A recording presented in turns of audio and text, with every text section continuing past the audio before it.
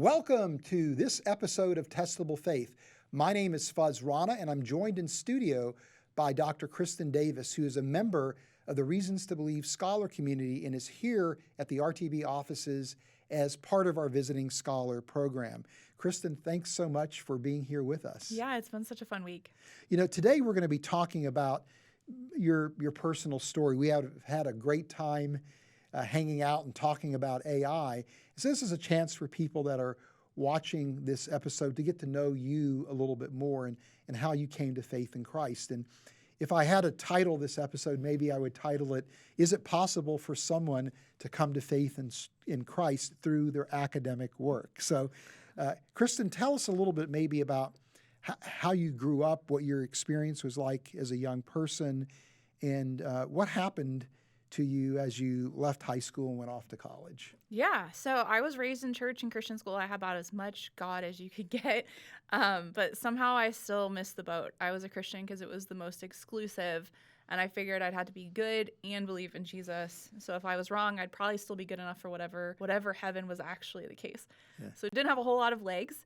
So when I went away to college, I actually fell away. Not because anybody actually challenged my faith, but because it wasn't fun. It wasn't fun to stick to all the Christian rules, and I just wanted to fit in.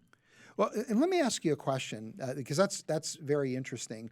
Because in some respects, your story is played out over and over and over again by young people who grew up in a Christian home, and then when they went off to college, they fell away. And if you look at things like the Barna survey, there's reasons that people give for why they walked away from the faith. And a lot of times it's some deep philosophical concern about Christianity or issues relating to science. But you just wanted to fit in. Mm-hmm. I suspect that oftentimes that's a much larger reason for people to leave the faith than they actually want to admit. And many times that may be the primary reason, and then they use other intellectual concerns as the way to justify it. What would you say to that? Would you agree, disagree? I think there's probably something to that. I mean, as just humans, we're meant to be a part of community, and we want to fit in with whatever our age group is or whatever the people that we're surrounded by or we're surrounding ourselves with. I remember my mom telling me once to make sure that I was careful about who I spent time with, because you can't help who you fall in love with. So in other words, put a pool around you of people that you would want to be good candidates. But there's something to that in terms of faith as well. If you are surrounding yourself with people that don't value Christianity and you want to fit in with those people and their opinions matter, it's going to become important to you that you kind of agree with the things that they agree with. Yeah. All right. So sorry to interrupt your story, but continue then. No, you're good. So my parents told me to get a practical degree so I could support myself. So I did that. I hopped around for a bit and ended up with getting 3/4 of a computer science degree, which led to a software job. And then I had accomplished their goal, and so I actually started studying religion then after that, just for fun. I still wasn't entirely convinced it was true, but I enjoyed those classes when I had been in school. So I was working as a software developer, doing QA automation, and started a bachelor's in religion. And it was actually through my studies that I actually came to faith. I wasn't going to school or wasn't going to church through my entire bachelor's and master's. But my faith just exploded because I became confident that this book really was true. And that's when I realized the reason I hadn't been grounded in my faith was because I had wrestled with trust issues. And so I wasn't going to take anybody's word for it, that Christianity was true or that the Bible was true. And so when I took a creation science class and a biblical archaeology class, between those I became convinced that the Bible was really, in fact, a reliable source of information. Yeah. So that's really interesting, because it really speaks, I think, to the importance of apologetics, right? Yeah. That do you think it would have been different if, as a young person growing up in the church, that you had been exposed to apologetics? Would that have changed the trajectory of your life, do you think?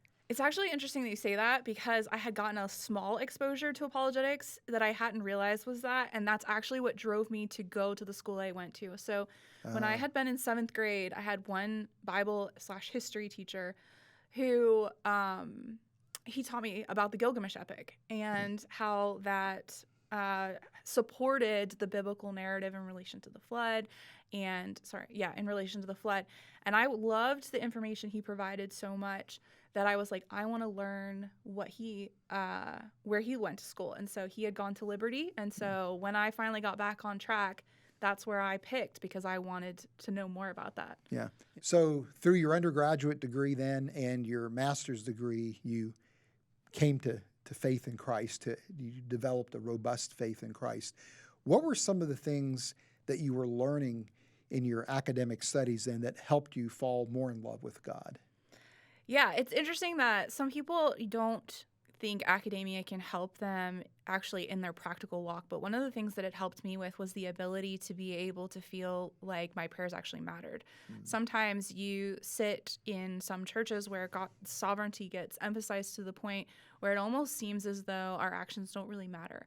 And so that was something I personally wrestled with. Why do I bother praying if in fact there really is no effect? Nothing changes as a result. And so I was able to study Aristotle's causes and flesh that out in school to understand how God could both be sovereign and as efficient cause of actions, and yet I could still be responsible by being the material cause of my actions. And so it's interesting in my walk because I like to think so deeply about things that being able to reflect on God and the attributes of God and their relationship to me through a philosophical perspective was actually valuable in bolstering my faith and prayer life. So your philosophical consideration of things like God's attributes helped you to maybe get a deeper glimpse into who God is and in your relationship to God, and maybe to appreciate God's magnificence and majesty and glory to a greater degree. Yeah, it's interesting. Academia brought me to a closer relationship with God because I was able to realize, dig deep into the attributes and realize what they actually meant in a nuanced way. Yeah. Yeah. Okay, so then you continue with your story. You after your master's degree, you went to SES. And yes. That's where you completed your PhD in the philosophy of religion. Yes. So I finished my master's in Christian apologetics and wasn't done. Wanted to learn more. By then I did get into a church. And so I wanted to learn more, and I ended up at SCS to do a PhD in philosophy of religion. And that just was very eye-opening and life-changing. And it was there that God kind of helped refine some of my calling and being interested in helping share more about Christ with other people. Yeah. And so you've done something interesting where you brought your professional vocation with your avocation together with your PhD dissertation on AI and looking at it from a philosophy of religion standpoint. So tell us, a little bit more about that. Yeah, it was actually funny because my passion had always been on biblical reliability, but I wasn't sure how I would be able to make a difference in that. There's just been so much writing on that over the past 100 years. And so I was looking for a dissertation topic, and Eric from Actually Reasons to Believe, suggested that I combine my software job with my apologetics. It never occurred to me that people were even having religious conversations in relation to technology. And so I went on an exploration of what are people saying in relation to artificial intelligence that intersect with religion. And I was amazed that there's this entire conversation that's taking place, but it's really like the people are talking past each other. You have people with a focus on religion who are materialists, and they're talking about it from a sociological perspective. You have people who are really interested in the technology and trying to make philosophical claims about what they can build, but not necessarily sound or robust in their philosophy. And then you've got solid philosophers who are making claims about what these could be, especially from a religious perspective, but talking right past the technologists. And so it was interesting to me because I can speak both languages. Yeah. And so right now you've got a ministry that you've started on the side and on top of everything else that you're doing. And it's called, I'm drawing a blank. What's the name of your ministry? Doubtless Faith. Doubtless Faith. Yeah, thank you for that. So tell us a little bit about that ministry and kind of what you see Kristen Davis doing as you go into the future. Yeah, so I very much love to teach, and I like to teach lay people. And so right now I'm teaching at my church. I teach and speak around the country. But one of the passions that I also have is bringing apologetics to countries that have lower incomes, that are not necessarily able to get apologetics. We are blessed in the US with being able to have access to so many great teachers and resources and schools where people can go to learn apologetics, but they're cost prohibitive to a lot of the world. And so I've spent several years going to Africa to be able to help people in Uganda, South Africa, provide tuition programs to people from there to be able to attend schools like SES.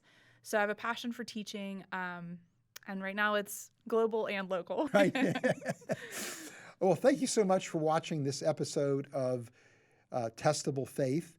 If you want to know more about Kristen Davis and some of the great work that she's done for us while here at Reasons to Believe, or if you want to know more about the scholar community and whether this is something that you would like to be part of, please check out the links in the show description. And until next time, remember, the more we know about science, the more we have reasons to believe.